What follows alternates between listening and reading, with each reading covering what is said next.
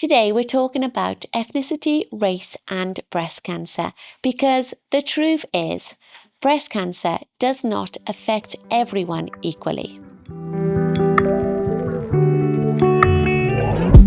Hello, I'm Amy Dowden. I'm one of the professional dancers on Strictly Come Dancing. 2 years ago, I was unfortunately diagnosed with breast cancer. And after a mastectomy, chemotherapy, I'm very proud now to be on the other side and super grateful to be there. But now I'm on a mission to do all I possibly can to raise awareness, break the stigma, and to learn as much as I possibly can about this awful disease. Hi, I'm Naren, one of the breast surgeons in Birmingham. I've been looking after individuals who've been touched by breast cancer for almost 2 decades, and it's a real privilege to be part of your journey and these collaborative efforts to try and improve awareness about breast cancer. Welcome to Breast Cancer Uncovered.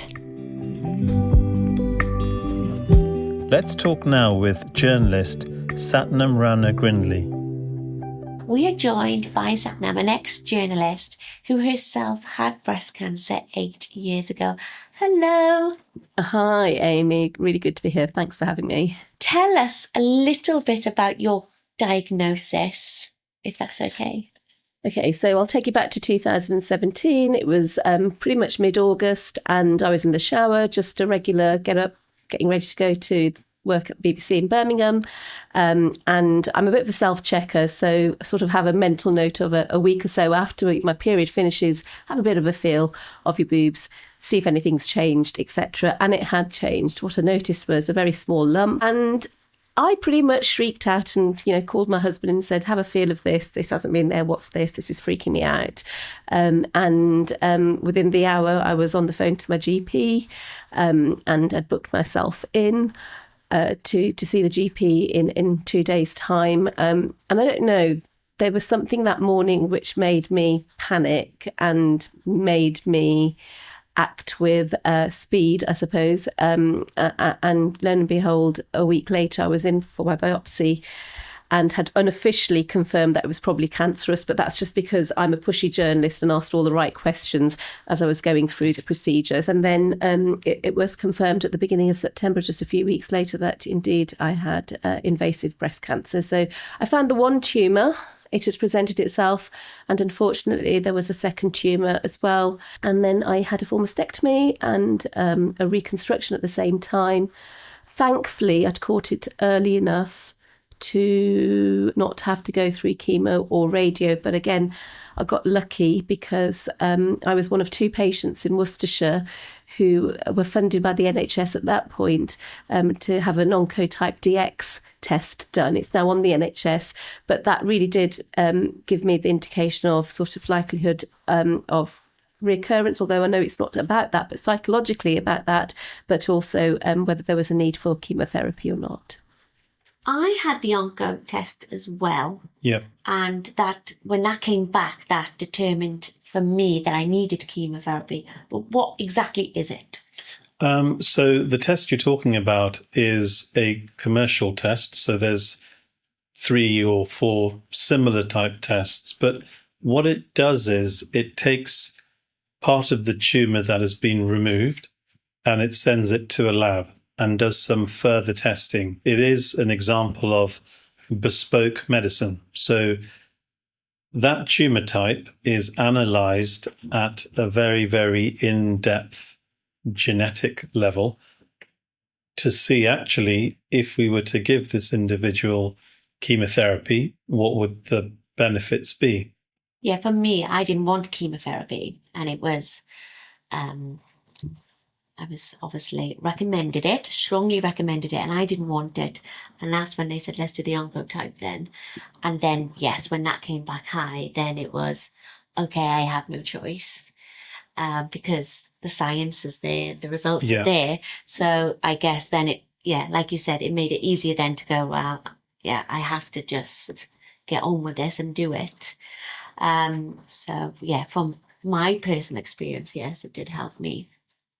So in the South Asian community, is cancer still a taboo subject? Yes, is what I would say overall. It is. I think I have seen improvements over the last decade or so, but certainly when I was diagnosed, look, cancer equals death for most people. I think as soon as you hear cancer, you think, oh my gosh, I'm going to die.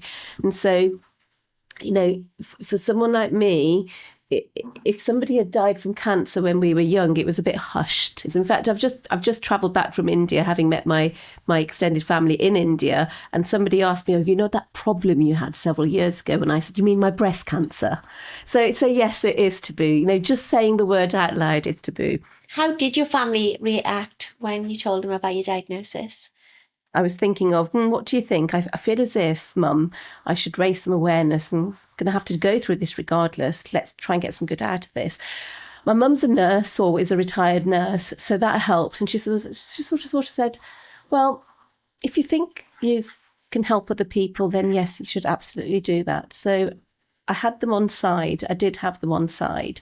They still found it difficult to use the word cancer. There were other words used amongst the community, but it almost forced them to face it and to talk about it openly with their community as well, and their community of friends. So I was doing my thing professionally and personally, but they also were being forced to talk about it when they were in the Gurdwara, their place of worship, or in their, over dinner with their friends. And so I guess in my own way, I was trying to erode that taboo as well at the same time.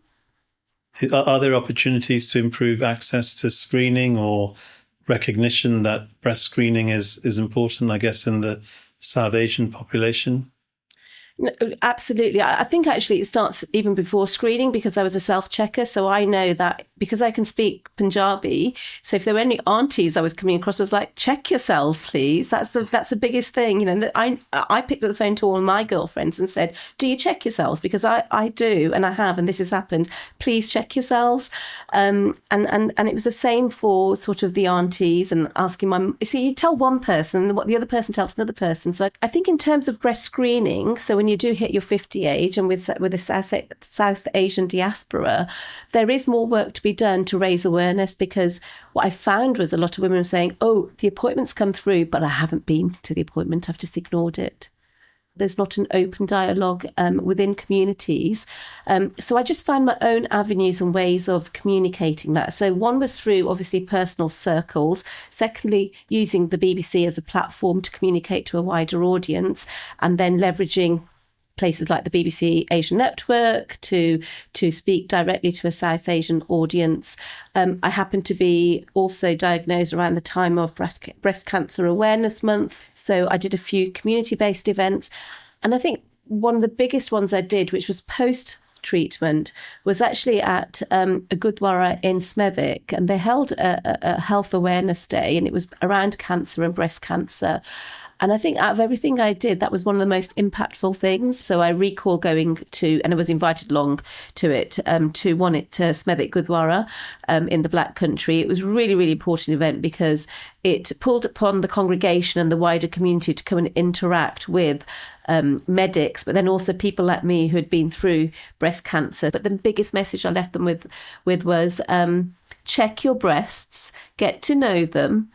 If you notice a difference, do not wait. Pick up the phone to your GP. It's better to present early than not to present at all, or to present too late. So that was one message. And the second one was, I can see there are a lot of aunties in this audience. You will have an invite from the NHS to go to your regular breast screening. We're privileged to have access to this service. Please use it. And every time I have the privilege of speaking to a wide audience like that, those are the two clear messages I try and leave them with. And if you can, I think even if you've made a difference with one person, they will go and hopefully speak to a friend, a member of the family, and so the concentric circle of communications and health awareness spreads. And that's sort of how I look at it, even 8 years on. Yeah, amazing. Thank you so much, and thank you for raising awareness, and turning a negative into a positive and trying to help others. That's exactly what you've done, though, Amy, as well. And I think anybody who can do that and make a difference, then in some ways, it's almost rationalising why you went through it in the first place. Yeah, absolutely. Thank you so much, Satnam. Naren, you've been speaking to a woman who's doing some important work around health disparities and breast cancer outcomes in minority communities. My name is Dr. Olubokola Ayodele. I'm a consultant medical oncologist and the breast oncology tumor lead at the University Hospital of Leicester NHS Trust. I know this is a subject that's very close to your heart. What do you see is the current trends, the current data of people from ethnic backgrounds and breast cancer?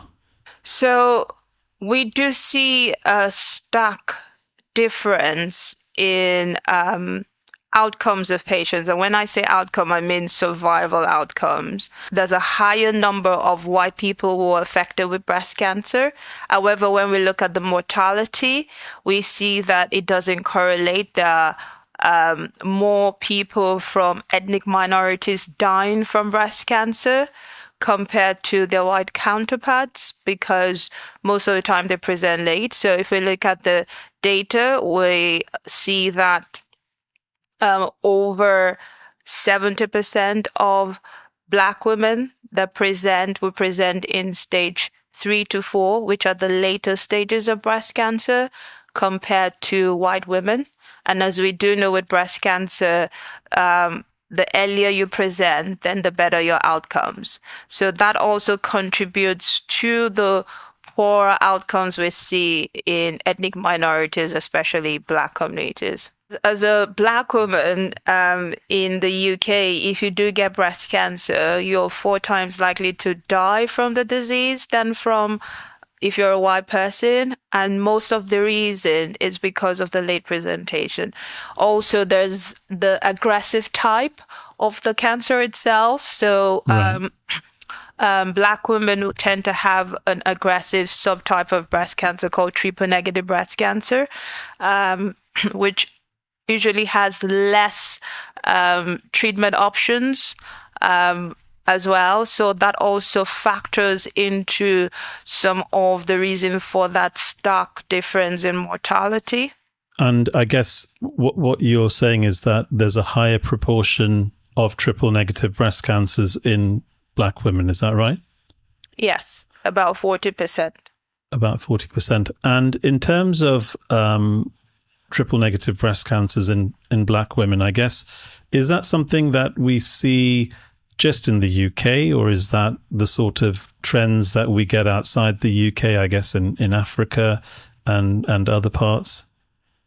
So it's the trend. So this has to do with the ethnicity that we're talking about. So it's usually Black women, most especially people from West African descent tend to have more triple negative breast cancer. Okay. Why do you think amongst the Black women community there is this later presentation? Is that something from a cultural perspective from the women, or is there some sort of bias within our system that actually is contributing to that, or both? There is that culture of it. And so we do know that cancer is a taboo word. In a lot of ethnic minorities, people don't talk about cancer because of the fear, because of the stigma that comes with it. Also, people feel like if they talk about it, they would get it. So they prefer not to say anything. But also there is that socioeconomic determinant of health as well, where a lot of people in the Black community are usually deprived, so they tend not to focus much on health. Health is a list on their priorities, so they would focus on trying to make ends meet, have a roof over their head. So when it comes to going for things like screening or trying to focus on their health, they tend to play it back. So there's that bit. So, but also there is systemic bias. So let me put that into context. So currently the breast screening service available in the UK is for women aged 50 to 71. And unfortunately, breast cancer in Black women present 21 years earlier than white women on the average, which means that the system already is biased against Black women because that screening has not been designed for them. So we tell them to go for screening, but then screening is only for people 50. So already these women are already having cancers in that younger age. So there's no way to catch it early. So a lot of the reforms or a lot of interventions that I do is more about awareness and education and self-examination, because currently that's the only way I can help women present early, because the system would not help them because of how rigged the whole thing is about the timing of the people that come for breast screening. We need to look at the demographics of the people that are now in the UK. 1 in 4 women in the UK would come from an ethnic minority right now, based on the 2022 census, which means that our system needs to reflect that. How would one consider screening younger Black women? I guess it's going to be quite challenging. If we're going to have limited opportunities to improve screening imminently, what about educating women about when to seek help if they have breast symptoms? A lot of the work I do is education, because we've seen that a lot of people don't even know what to look out for. You meet a patient with a fungating breast cancer. What fungating means is that is a cancer that's already ulcerating and bleeding, and they've been sitting on it. Or they come and say, oh, but I felt this lump about 2 years ago. I didn't know it meant anything. But it's also not knowing that there are some other symptoms that might present in a Black person that doesn't present in a white person. And this is what I'm talking about, representation. So there was a survey done by Black Women Rising, I think in 2022, that showed that 48% of GPs did not know how to recognize breast cancer in Black women, because the tones in the textbook, everything looked different, so they would come and then they would be sent by the GP to say, no, this is not breast cancer. Also, the age demographics didn't fit the picture because they were coming earlier. And as you do know, we know that not all lumps are malignant or are cancerous. And when you see your patients in your clinic, do you tend to observe any differences in accepting treatments as a cultural, or any differences between races, or do you think it's quite evenly distributed? It's not. So there is a big difference. So fate is a big thing in the Black community, and I think in some ethnic minorities as well, because I've seen something similar with South Asian community. The fate is a big thing, whether they're Christians or Muslims. So if you say that you're going to offer something to them, then it's challenging because they kind of refrain from it and they're resistant to it. You will get there, and which is the reason why I think there's a need for cultural training in the NHS to understand that some people need a little bit more than the others before they get there. For a white person, you sit down and tell them that this is the plan, and they're open and they're like, when can I start? For a Black person, due to the culture and the beliefs and concerning, the treatment and cancer itself, it becomes a little bit more challenging to get them to accept it first, because acceptance is a mindset as well. people have thought that cancer is synonymous to death.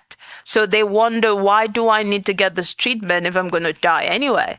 Or because they come presenting late, they tend to have a more complex or more aggressive treatment pattern, which is what a lot of people see out there. So they'll tell you, oh, I saw my auntie go through chemotherapy. She was so sick. I don't want to accept this poison. And that's why you need to take your time with this group of people and just make sure that you're explaining the right way and what to do. And eventually a lot of them do understand, but it takes a little bit longer. Also, coming in with someone else is very powerful. I try to make sure that patients don't come by themselves. People come in so much fear. There's so much uncertainty about what's going to happen.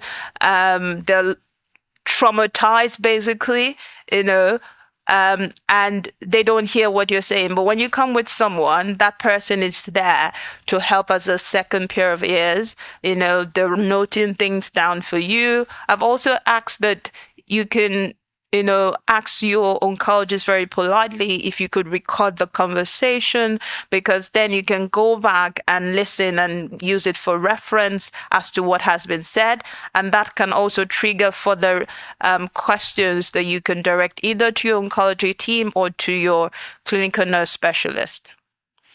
Okay, thanks. And so let's talk about a scenario where you're in your clinic and you're seeing a Black woman diagnosed with breast cancer. And are there any current challenges, barriers of accessing or offering, or even Black women accepting clinical trials in that you've observed? So I think it's no longer news, Naren, that clinical trials are not representative. There's no diversity. A lot of the drugs and medications we have today to treat cancer was mainly trialed in white people. And that itself is a problem. We know that there's a need to involve other ethnicity because of the pharmacogenetics that's involved. We need to know how this drug is broken down, how it works, the side effects potentially, if we need to switch doses for other ethnicities. In terms of the clinical trials, it's always been quite difficult to get Black people in it. And I don't blame them. There's that historical mistrust where Black people have been used for the wrong things. So that in itself makes them a little bit nervous about doing that. Two is that it takes more time to talk about clinical trials, the inclusion, the exclusion criteria. So there's a bit where people think clinical trials is the last resort. So they don't think that it's something that will be offered to them at the beginning, which is something that we're trying to change, that's a myth. Clinical trials can be the first thing that can be offered to you. It doesn't have to be the last resort. Also, the logistics. Clinical trials involves you coming more into clinics or into hospitals, because these women are usually diagnosed at a younger age. They have more logistical problems in terms of getting childminders or childcare, or living, having to take time off work, because a lot of them are either kind of newer to the country, so they don't get benefits. So all of this kind of play a role in the decision of being involved. We need to structure and tailor this to fit this ethnicity and not a one-size-fits-all approach, which is always what we've always done. I guess the question is, what can one do in the community? How can we instill awareness specifically for Black women in the community rather than amongst the healthcare professionals? Are there any thoughts you had on that? For me, I think that's one of the most important things, because that's what's going to change that, one, late presentation, and two, prevention, because prevention and early diagnosis are the things that are going to change mortality for this group of women. Okay. And it's very important to go into this grassroots, and that's what I do. So you go in, you're looking for champions, you're looking for people, trusted people in the community that they would listen to, because that's one of the cultural nuances that we have. We tend to listen. Leadership is a big deal for us. We tend to listen to people that matters. So, which is why I always say, faith-based churches, the leaders of faith-based churches, the community heads, the people in the schools, these are very important people to get on board. Then they know that it's important for their leader to buy into it, and they tend to listen more. So if you were faced with a newly diagnosed black lady with breast cancer, what are the real positive aspects in modern day breast treatment that they can look forward to? I mean, we've clearly highlighted some of the negative aspects, but there's lots of positives out there, isn't there? Absolutely. Breast cancer, and this is what I say, breast cancer is not a death sentence. There's so much going on with breast cancer now in terms of treatment and management. Now we know that people can get a breast conserving surgery or lumpectomy, or even if they do get a mastectomy, there can be reconstruction. So all of that is important for women to know and help them make informed decisions, especially because these women are younger and body image is important to them. Number two is that even in terms of the medication and the drugs available, there's so much, the newer things, immunotherapy, targeted therapies, which are less intense to chemotherapy. One of the things I'm going to mention very quickly, for Black women, hair loss is a big deal, and hair loss comes with chemotherapy most of the time. And in the NHS, we really don't have culturally appropriate hair pieces to help these women. One of the initiatives I'm doing is trying to get more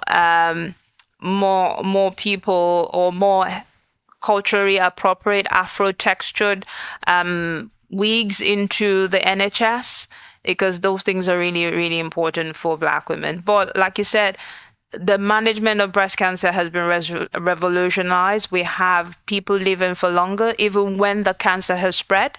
And all of those information are important for every woman, but most importantly for these women who are a little bit resistant to having treatment. Yeah, no, it's a good point about the wigs. We find the same in the breast surgery clinic with women who've had a mastectomy and they want to wear what we call a prosthesis. There doesn't tend to be a culturally sensitive prosthesis to reflect the color. So I completely echo that. It's been a real pleasure talking to you, and it's so nice to see someone who is so enthusiastic despite all the challenges that you've described. Thank you so much for inviting me. I really enjoyed the conversation, and I think that's one of the things about inequalities that we need to spotlight, that it's the fact that one size fits all approach doesn't work. There's some people that need a little bit more than the others, and we just need to be able to identify those in need, so that we can support them better. Thank you very much. All right. This is Breast Cancer Uncovered. Now it's time to hear from Helena Boyce, a 3 times cancer survivor. Helena, thank you so much for chatting with us. What was your own experience like? My own experience started way back in 2014. I was, like yourself, Amy, a dancer. I've been teaching dance for sort of 25 years, and super fit. I had abs and everything, and I was loving life. And all of a sudden, I will admit, I didn't check as much as I should have.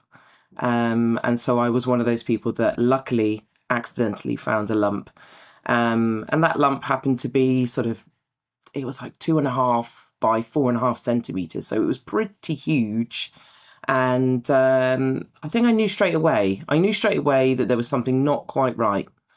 And so obviously going through the process to get myself through to the doctors, then to the breast cancer clinic at the hospital, where then I was told, yes, eventually, after the tests and stuff came through, that I had breast cancer. So it was all a bit of a shock. It didn't make sense. I don't smoke, I don't drink, I don't do any silly stuff.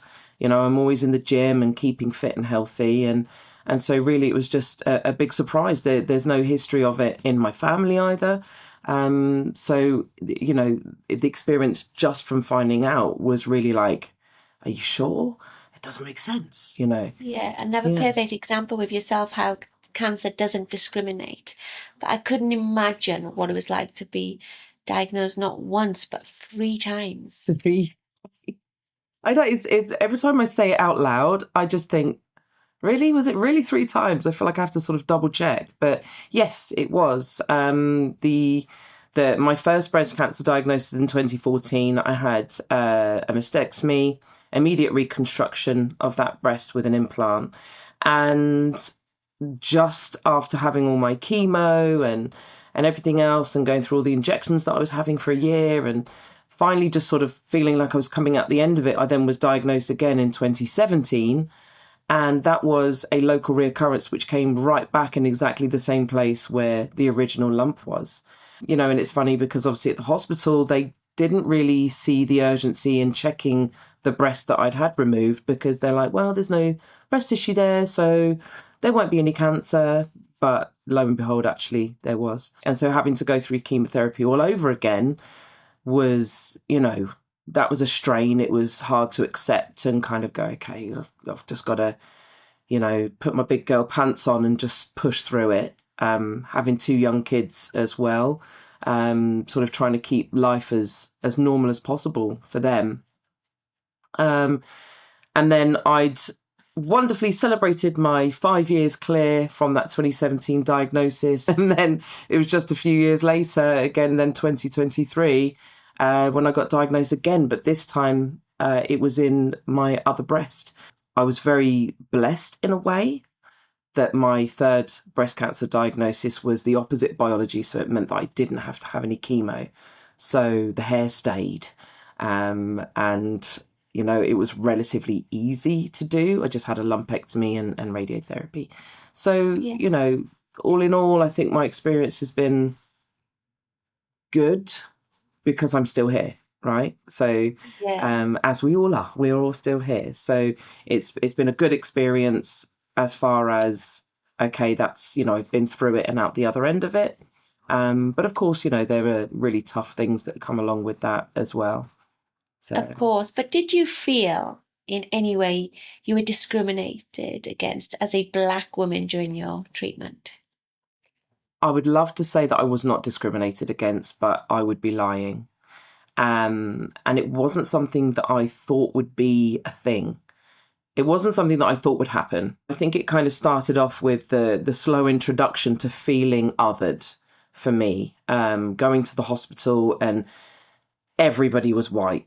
You know, all the patients were white. You know, we can't control what patients are going to be in the hospital, but there wasn't really anybody there that I could connect with, even on an age level. I was 36 with my first diagnosis, so even age-wise, I was kind of like, oh, everyone's really old, you know.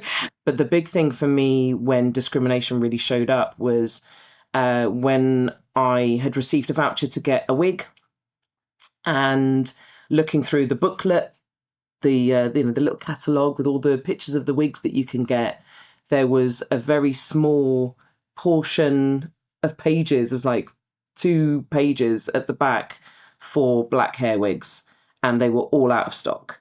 The lady at the hospital had kind of said, yeah, you know, we can definitely find you a wig that matches you and it's what you want and what you asked for. And I sent her pictures of me, and what she came back with, it was like a cross between Dukes of Hazzard, the 118 advert, and like an old 80s episode of Dallas. Like, it was really, Amy's going to cry with laughter. Yes, it was really bad. It was really, really, really bad. And I think I was so angry, but also so just mortified at what I'd been given, that it just didn't match at all. The colour matched, that was it. The hair, the texture wasn't at all the same. But then when I went and spoke to the wig lady and I kind of said, look, this is really not at all what I'm looking for. Her response was, well, a lot of coloured ladies like to wear straight wigs. And immediately in my head, I'm like, okay, well, I know that you're not really supposed to call black people coloured, right? So I don't know why you don't know that at the moment. But also, are you asking me to get a straight wig because me asking for something that matches my identity is an inconvenience to you? Would it just be easier for you to just get me out of the way and just give me a straight wig and be done with it? And so I had to kind of fight the fight, really. Again, another fight on top of one that I was already fighting, to try and insist on them giving me the money if I purchased my own wig, which I ended up doing off of eBay. So yeah, it's interesting you mentioned that, because even for women who, when they're offered a prosthesis, that there can be there's a standard colour, I guess. Yeah, it's definitely something that exists, and many friends of mine who are darker skinned than I am, I unfortunately I do benefit somewhat from my lighter skin privilege, right? So, if I had needed a prosthesis, I probably would have had one that would have matched my skin color close enough. But I do have friends that, are dark skinned women, and they were given a pink prosthesis to kind of put in their bra, and, on top of already feeling potentially that, your whole life as a woman is kind of just a big mishmash because now I've got no boobs. So actually, we're not going to make an allowance for you. It's that feeling of, am I not worthy of being made that allowance for? Do I not deserve to be treated like just a human being who's had cancer? So more women of colour, or people of colour, need to go in for trials and offer themselves up for things that, to be investigated to increase the amount of information we have to better provide more appropriate services in this area. So Helena, you're involved with advocating, I guess. Could you tell us a little bit about what sort of you're trying to increase awareness of? Yeah.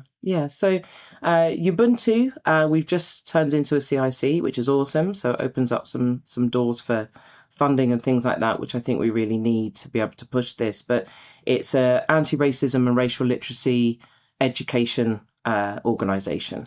So we spend a lot of time in schools and just sort of highlighting that the need for a safe, open space for people to ask questions. Often when it comes to discrimination, racism, bias, microaggressions, there's this sort of discomfort of wanting to have the conversation in the first place, because what if I hurt someone's feelings? What if I say something wrong? I don't want to embarrass myself. So I kind of open up these awesome spaces where people can just ask questions. You can say anything. I won't be offended because I've probably heard it all already. So putting people at rest, and at ease to kind of go, okay, I can ask a question. And at the end of the day, we're all in that room for one purpose, which is to learn, for us to be able to come together and understand more about how we have things that connect us and less focus on the things that separate us. I hope would create this wonderful flow of just human understanding. And so, yeah, that's what Youbuntu is all about. Thank you so much, Helena. Thank you so much for being so open and honest and chatting with us today. No problem. And Amy, you look absolutely gorgeous. Thank You look you. great. You're looking so great. And I'm so glad that you've come through the other side of all of this. And I know how hard it is. I know how hard it is. So, yeah, thank you very much for having me. I really appreciate it. That's all for this episode. A huge thank you to our guests. If you want more information, go to breastcancernow.org and copperfield.org. Thank you so much for listening.